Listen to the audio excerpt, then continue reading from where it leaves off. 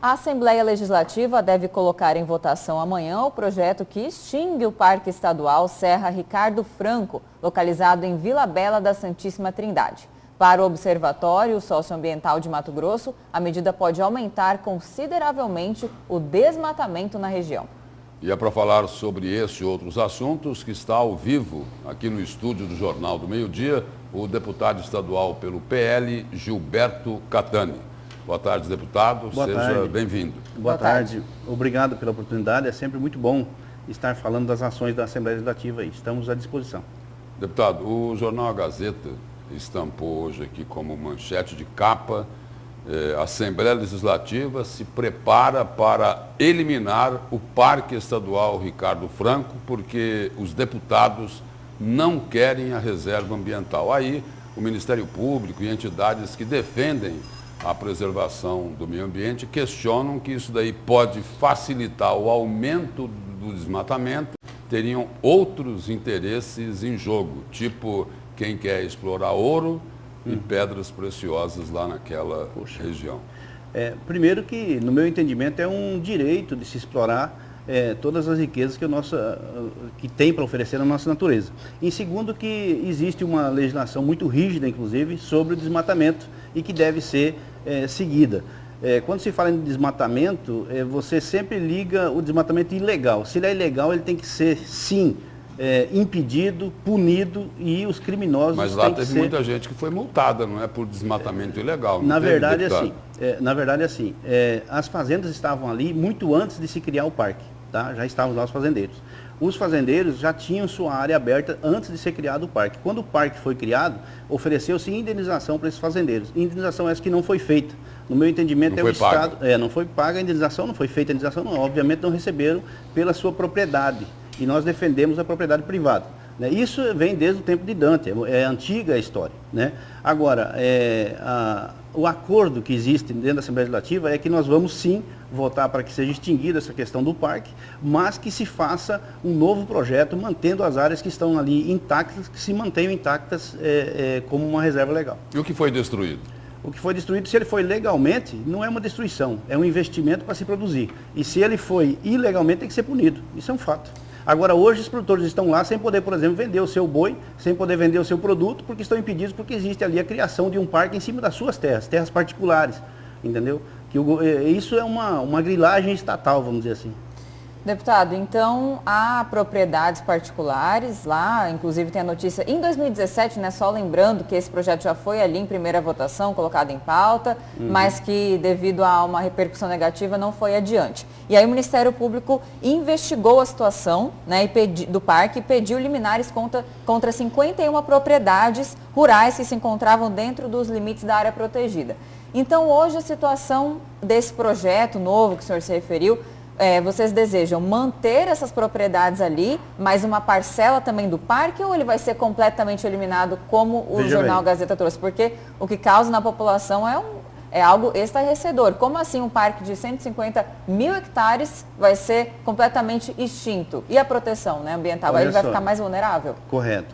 Essas pessoas que você citou, que foram pelo Ministério Público indiciadas, que estão com suas propriedades lá travadas, vamos dizer assim, elas estavam lá muito antes de se criar o parque.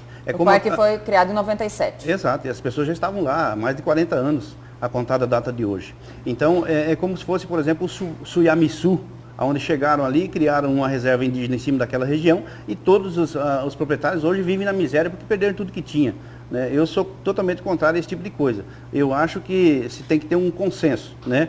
E hoje, se nós não estamos falando em extinguir o parque, até porque o parque existe só no papel.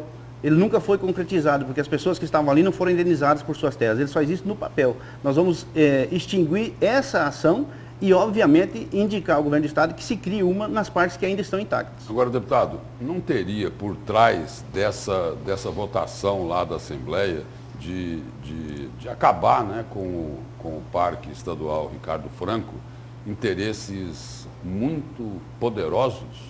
Olha só, que estariam na penumbra, sem aparecer? Lúcio, lá na Assembleia eu fiquei conhecido por minhas posições. Eu estou falando da minha posição, convicto que sou da defesa da propriedade privada. Eu não sei se são poderosos ou não, mas obviamente que existe interesse daquelas pessoas que foram ali, que tinham a sua propriedade e da noite por dia não tem mais. entende? Isso para nós, produtores rurais, é muito significativo.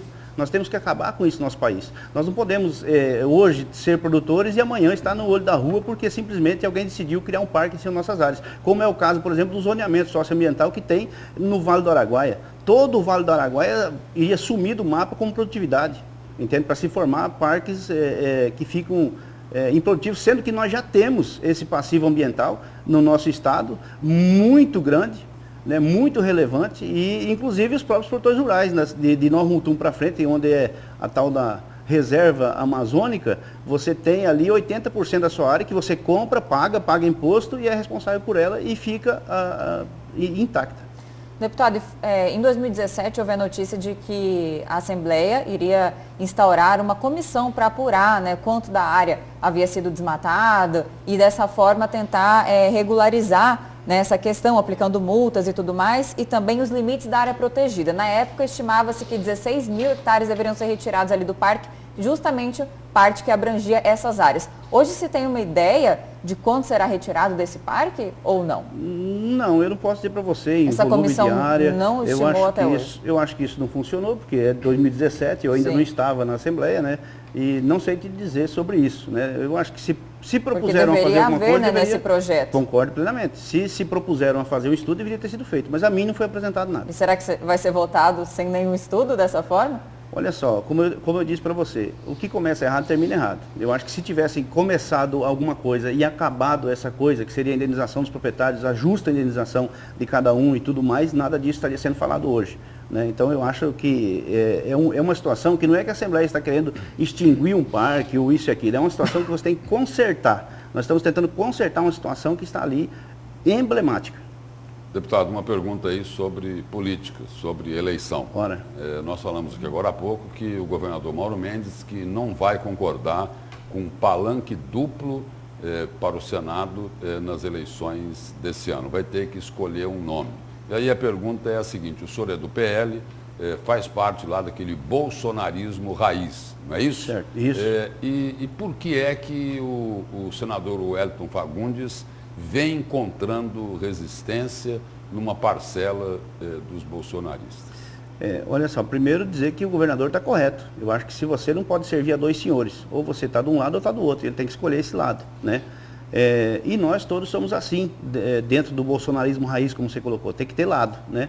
Eu acho que o Wellington Fagundes ele precisa escolher esse lado urgentemente e, de fato, encampar isso. Ele não escolheu ainda, deputado? Não, claro que escolheu. O Wellington Fagundes é o nosso senador Mas aqui. não tem como mudar o passado que as pessoas exatamente. vezes Como você colocou, os bolsonaristas não aceitam por quê? É isso que eu vou chegar. Eles não aceitam devido ao seu passado. Por exemplo, nós sabemos que o senador Wellington Fagundes... O passado do senador Wellington. Isso, do Wellington Fagundes, exatamente. Nós sabemos que no passado ele militou, sim, pela esquerda, como a maioria dos brasileiros.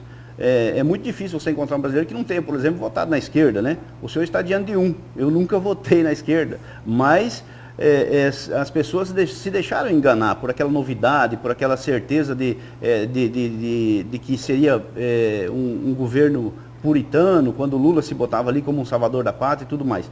Muitas pessoas seguiram esse viés. E o senador Wellington não foi diferente, assim como muitas outras pessoas que hoje o condenam, que também participaram da esquerda no passado.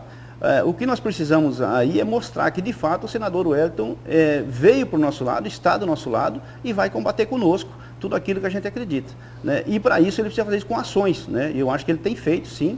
Inclusive o PL foi escolhido por Jair Bolsonaro, até porque o PL foi escolhido por Jair Bolsonaro porque foi o partido que mais votou com as nossas pautas na Câmara e no Senado. Deputado, mudando de assunto rapidinho, nós noticiamos aqui quase toda semana, né, o preço abusivo do gás de cozinha em Mato Grosso. O senhor não havia proposto uma CPI para investigar tudo isso? Sim. E não foi realizada, não foi iniciada. Agradeço muito pela pergunta e a oportunidade. Muitas pessoas têm falado para mim o seguinte, uai, mas e cadê a CPI, né? Na época nós tínhamos já 3 CPIs instaladas na Assembleia Legislativa. Você não pode instalar uma quarta, a não ser que tenha 2/3 dos deputados que assinem, ou seja, 16 assinaturas. Nós conseguimos 17 assinaturas, quer dizer, estava sobrando uma assinatura. E nós íamos sim instalar e apurar a questão do gás de cozinha, que hoje é o mais caro do Brasil e eu acho que até do planeta Terra, né? Porque nós pagamos absurdamente caro no nosso gás. Porém, 2 parlamentares retiraram as suas assinaturas não sei porquê, né? E foi Pode falar o sufocado nome? aí. Pode exato. falar o nome? Posso, foi o Romualdo Júnior e o deputado Avalone. Né? Tem seus motivos, suas razões, e é um direito dele retirar, mas retiraram suas assinaturas e... O Modo Júnior, que agora é suplente de Eduardo Botelho. Ele é do MDB, se não me engano, eu acho que é do MDB, e aí tem a suplência de 4, né, eu acho. Então ele é um bom parlamentar, não estou aqui criticando os parlamentares, eu quero dizer que a CPI não foi avante por causa dessas duas assinaturas que ficaram faltando na CPI. E é bom explicar isso para a população, porque tem nos cobrado bastante, né? Deputado, obrigado pela presença e pelas informações aqui no Jornal do Meio Dia. Eu agradeço, obrigado pela oportunidade.